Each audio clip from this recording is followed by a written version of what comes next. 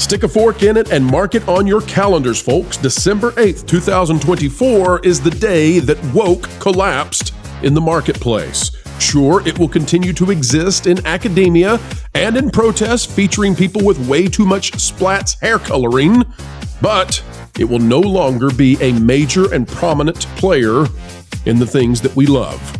It's happened, it's secret, not many people talking about it. We'll tell you why. It's the end of woke right now. At least that's what I hear. Wait, what?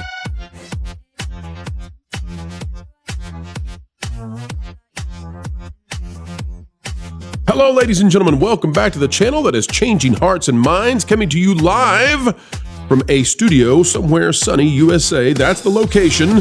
We are very specific when we give that out. Folks, we're very specific as well when we ask if you would consider clicking that like button. And today we're going to tell you exclusively what's happened in the marketplace that shows that woke, well, it's a joke. And now the entertainment corporations are giving up completely, utterly, totally on that which is making them go broke. Before we get into that, I have to play this. I have to, because it's emblematic of the end of woke. Orange Man is back, and he is, of course, the antithesis, the enemy of the wokesters, and he is conquering, and even the archons, the icons of the woke side of things, including the always liberal France, well, they're doing the dance of Trump. Here we go, folks. I got to show this to you. It's just too much. It's too much. Here we go. Take a look at the handshakes happening. Of course, French President Macron back in 2017 up until today. Also, folks, I would like to bring you, I love these handshakes. I love them. It's like arm wrestling has broken out amongst our political leaders. But I'd also like to remind you that it was not long ago that Joe Biden was hosting a white tie, and those are very rare, white tie dinner at the White House featuring Emmanuel Macron. Check out that one at the bottom. Check that out. And that's when we found out, by the way, at that white tie dinner that Disney was likely looking to replace Bob Iger with Dana Walden, which would have been a major woke catastrophe for the rest of the market. But like roaches, as the sunlight rises, they are all scurrying into the dark, and that is how woke is going. I want to show you how IGN assesses the current situation. Now, we're not going to play this because we know that IGN is rather, shall we say, defensive and ready to go on the aggressive side of things when it comes to copyright. So we won't play the video, but I'll read you their assessment. It says December 2nd, 2024, and boy, their week has gotten worse. Here's what it says. The AAA video game bubble has burst. By the way, kudos to Mark Kern. That's Grums. You're probably more familiar with the name Grums, but Mark led the charge all by his lonesome in the beginning. The only developer I know of who was willing to go out there and say, we're going to do this. We're going to defeat wokeism in video gaming because it's an existential threat. And this basically is the admittal by IGN. This is them saying, yes, Mark Kern has won. Video games have never been more popular, technically impressive, easily accessible to players. But the games industry has certainly seen better days. No, it has not. And we're going to prove this in just a moment, folks. They're furious. They are furious that they have been rejected and repudiated in the marketplace. Skyrocketing budgets of AAA projects and diminishing returns on live service games have resulted in over 23,000 jobs in the video game industry being lost in 2 years. Let me repeat it again. 23,000 jobs in the gaming industry gone in 2 years. And those jobs are gone from woke studios that decided to go broke chasing after ideology instead of after success. Over 30 video game development studios have ceased operations, including Arcane Austin, Volition, and most recently, Firewalk Studios. While games as a service can be extremely lucrative, some projects never see the light of day, like Naughty Dog's canceled The Last of Us Online. On the other hand, some games do come out in some form only to be pulled offline, like Sega's Hyenas, which never made it past a public beta, or PlayStation's massive flop, Concord, which was completely taken offline just 2 weeks after launch. What's the solution? There is no clear answer, says IGN. Oh, there is. But smaller projects could allow for more innovation. After all, look at recent indie hits like Balatro, Animal Well, or UFO 50, which were made by small teams. Folks, I'm here to tell you, it doesn't matter if it's small. Dustborn came and Dustborn went. It was made with a small team. It was made with government funding to push woke propaganda. And I'll tell you this, too. I am utterly amazed. I am absolutely amazed at how quickly the dominoes are falling after the election. It is like the election was the catalyst for the entire corporate landscape to wake up. Let me show you this. Let's recall what's causing video games to collapse and why woke is collapsing in the marketplace. And it's, by the way, it's not just video games. This is way bigger than video games. And I'm going to show you right now with Marvel. This is from Noir, and it's at Madcap412. Marvel Rivals just launched, and it is already breaking records. A hero shooter, pay close attention, folks, just like Concord. Now, Concord, of course, cost Sony something like $400 million. What a loss. What an unbelievable loss. Concord apologists told me that it failed just because that market is already saturated. Take a look at the character designs from each game. What do you notice? Take a look, folks. Concurrent. This is not all players. This is concurrent players on the opening weekend of Marvel Rivals, 444,000. And that is not across all platforms. That's on Steam. So take a look at these designs. I just want to show you this. Down at the bottom is what we were facing. And if the election had gone a different way, I believe we would have been stuck with this, right? This is what we were told was going to be popular. This is what we were told young people wanted today. This is what studios had embraced. The bottom is insanity. Like that is nobody wants to play as these ugly, hideous characters. The bottom is what we were told people wanted to play. The top is what people are playing. And it's what we've watched in the 80s, the 90s, the 2000s, the aughts, and it's what ought to be made by studios. These are characters that have style, they have pizzazz, they have flair, they are aesthetically pleasing. It has nothing to do with race. On the left side, you have an Asian character. On the right side, you have an African character, right, in Storm.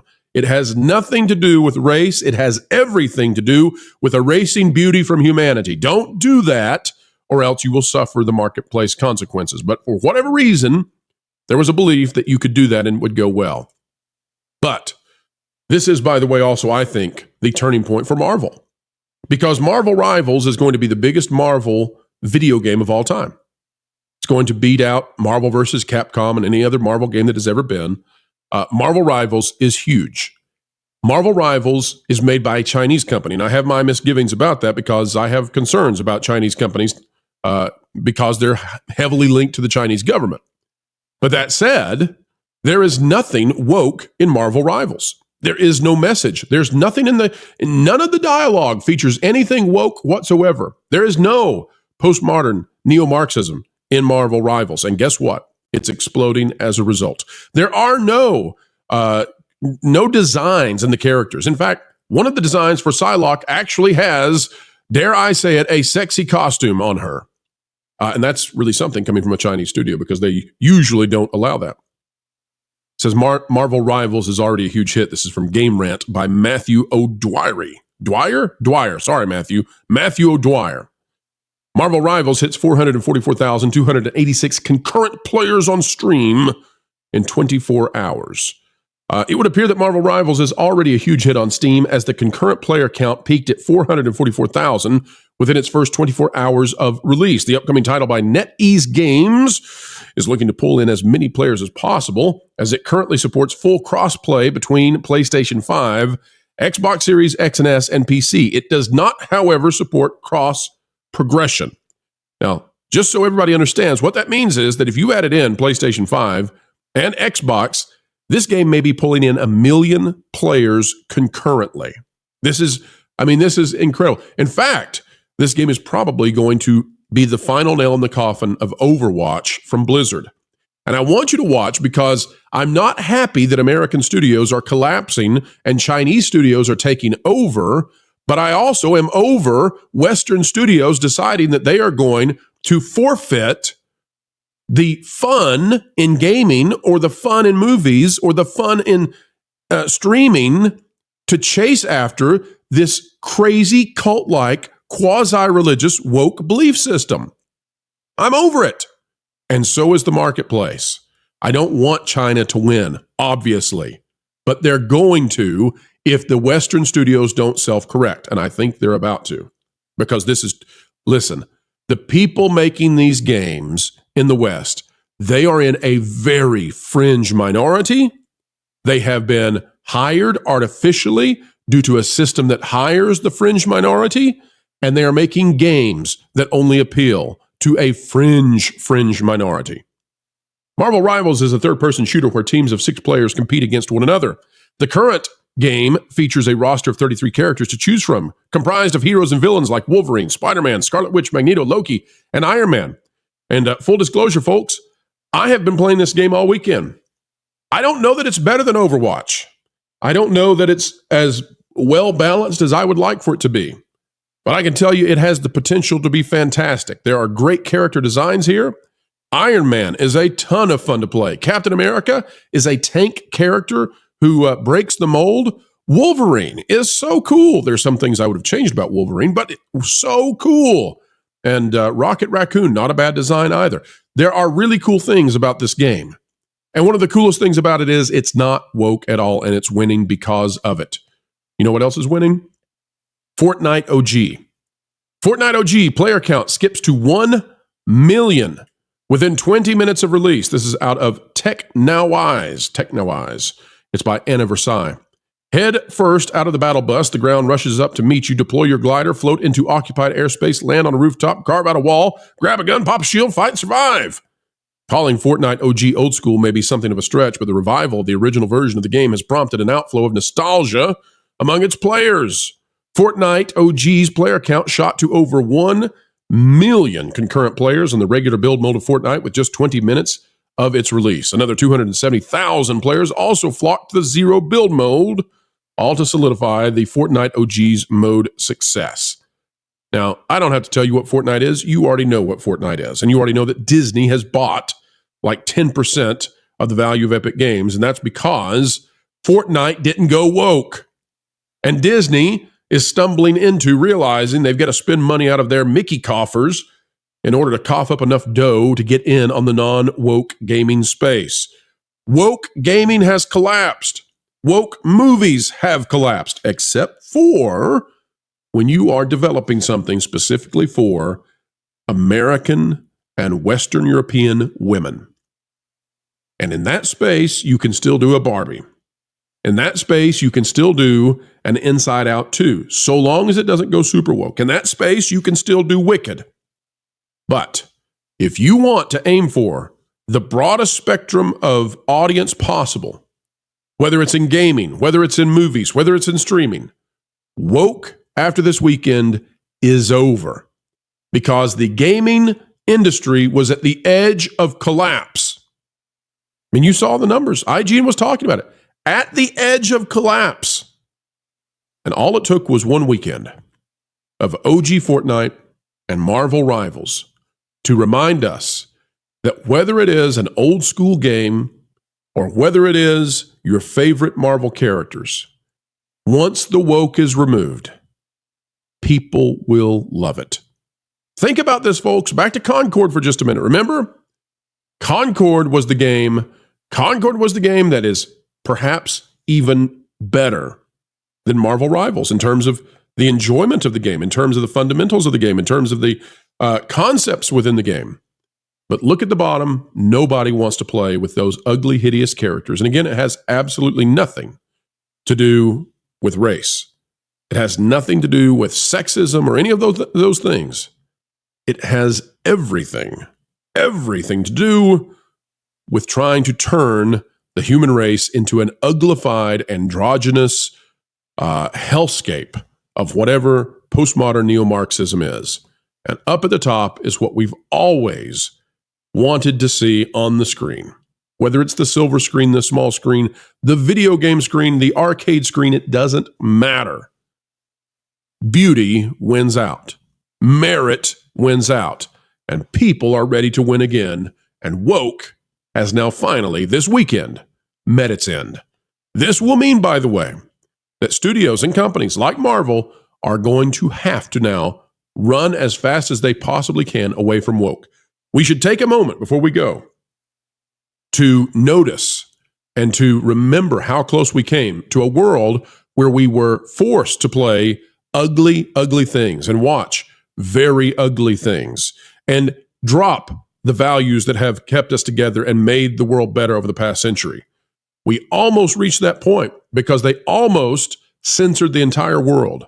And were it not for people like Elon Musk, and mostly Elon Musk, but maybe even Orange Man, were it not for them taking a stand and refusing to quit, buying platforms at far too much money to make sure that free speech reigned supreme, were it not for that, we may actually today be playing games like Concord because we may have been forced to only sing its praises and never, ever, ever say anything detrimental lest we be banned from the digital square, from the digital town square and free discourse.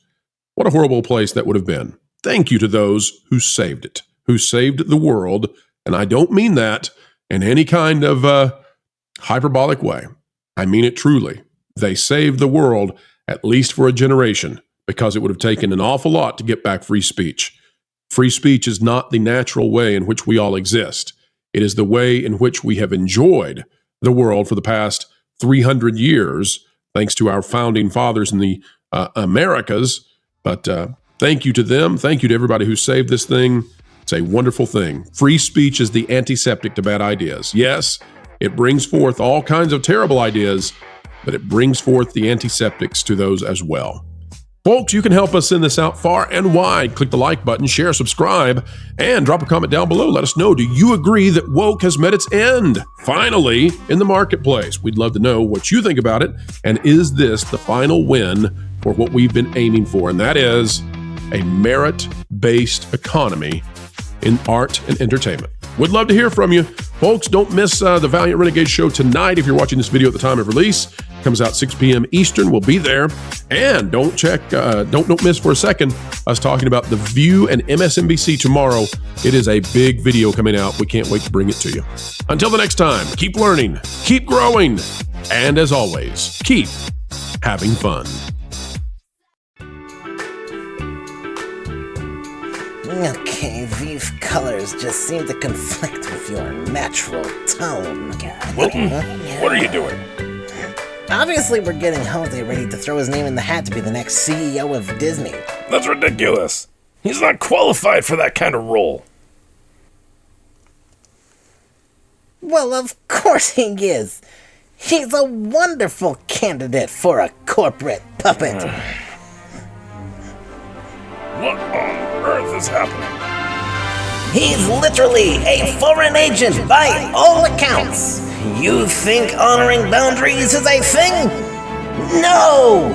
This is Disney! He's got diversity points, green skin, and a wig. And most importantly, he likes to destroy things and blow them up, whether they're from the past or from now. He shows no discrimination. Okay, you know what? I really can't argue with any of that. So, right? You two have fun. I'm gonna go read thatparkplace.com and watch WDW Okay, Pro. bye.